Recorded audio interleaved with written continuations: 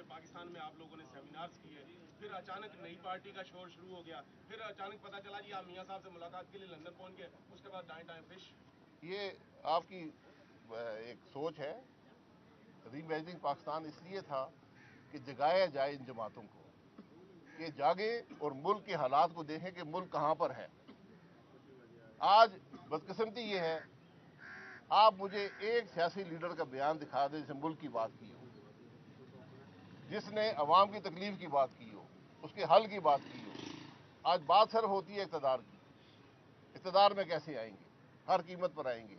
ये सियासत का मैं कम से कम कायल नहीं। अच्छा सर, जो हो गई बात। आप जब तकरीरें नहीं सुनते किसी की तो आपको कैसे पता कौन सा सियासतदान क्या कहता है?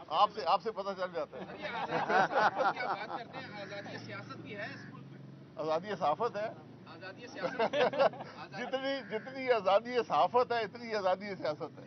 अच्छा, ये चीज़ें बेहद जुड़ी होती है। मौसम तब्दील हो रहा है मुल्क का, तो सियासी मौसम की तब्दीली नजर आ रही है आपको बतौर एक सीनियर? मैंने कहा सियासी मौसम की तब्दीली से क्या होगा?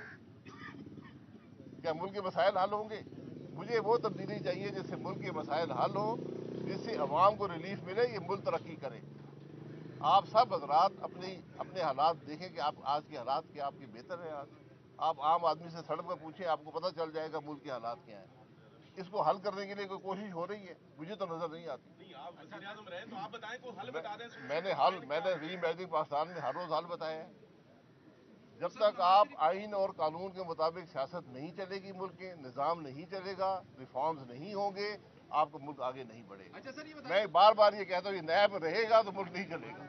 इलेक्शन का बताइए, नवाज शरीफ साहब ने दावा किया है कि अब हम आगे सियासत में चेंज भी आएगी और ये मुल्क तरक्की भी करेगा, बहुत सी नई पॉलिसीज जो है वो अपने साथ लेके आए। आप इत्तेफाक करते हैं? जी ठीक बात है जी, अच्छी बात है। मैं कह रहा हूँ पॉलिसीज आए, अवाम के सामने आए, उनको हल बताएं कि हल क्या है, रास्ता क्या है। और मैंने बार बार कहा है कि अगर आज मुल्क के सियासतदान, मुल्क के अस्करी लीडरशिप, मुल्क की जुडिशल लीडरशिप इकट्ठी नहीं बैठेगी, मुल्क के मसाइल का हल नहीं निकलेगा। ये बात याद रखें।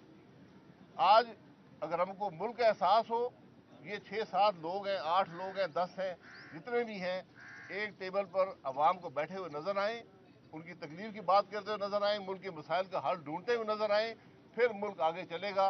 वरना हमने माजी में भी बहुत मार खाई है, इसके बाद भी मार पड़ेगी। आपकी सियासी बसीरत क्या कहती है? क्या इलेक्शन अगले 3 महीने में, 6 माह में आप होता हुआ देख रहे हैं? ये मेरी सियासी बसीरत का काम नहीं है, ये कानून और आइन का काम है। आइन कहता है कि इलेक्शन होंगे, इलेक्शन कमीशन ने कराने हैं। अगर वो कहते हैं कि जनवरी में होंगे तो उनकी बात में यकीन करना पड़ता है। आप जैसा आदमी अगर इस सिस्टम से मायूस है तो अवाम खैर की तवक्को कैसे रख सकती है कि मुल्क मैं कभी मायूस हो नहीं सकता, मेरे पास ये गुंजाइश नहीं है। अच्छा, अगर मियाँ साहब इलेक्शन होते हैं पाकिस्तान में, तो है कि जनवरी नहीं तो मार्च तक हो जाएंगे, अगर वो जिस तरह आए हैं लगता है कि वो वज़ीर आज़म बनेंगे, तो आप उनकी कैबिनेट में होंगे? नहीं, देखिए मैंने पहले कहा कि मैं सिलेक्शन का कायल नहीं हूँ, कैबिनेट में कैसे हो। सदाकत अब्बासी साहब इत्तेफाक से इलेक्शन लड़े, वो कायल हो गए अब। अच्छा सर, ये 8-10 लोगों की आपने बात की है कि 8-10 बस लोग ठीक साथ है बैठे हैं टेबल पे, जी। तो उसमें खान साहब की भी आप ये मांग जी, करेंगे? सब जो पॉलिटिकल लीडर्स हैं, रिहा हो या ना हो, पेरोल पे आ जाएं, लेकिन बैठना पड़ेगा।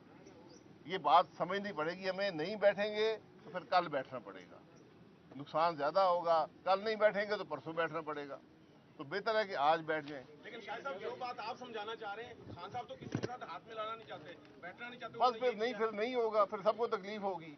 एक दिन तो बैठना ही पड़ेगा। पेरोल के बजाय पेरोल पे ज्यादा होते हैं सर आजकल।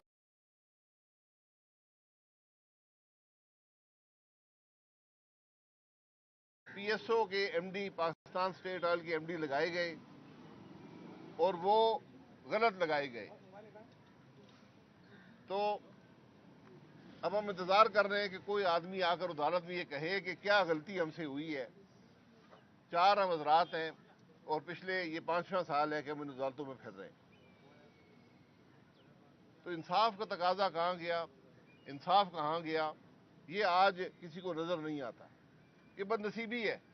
और जब आज के अफसरान इन अफसरान की हालत देखते हैं तो कोई शख्स भी काम करने को तैयार नहीं है।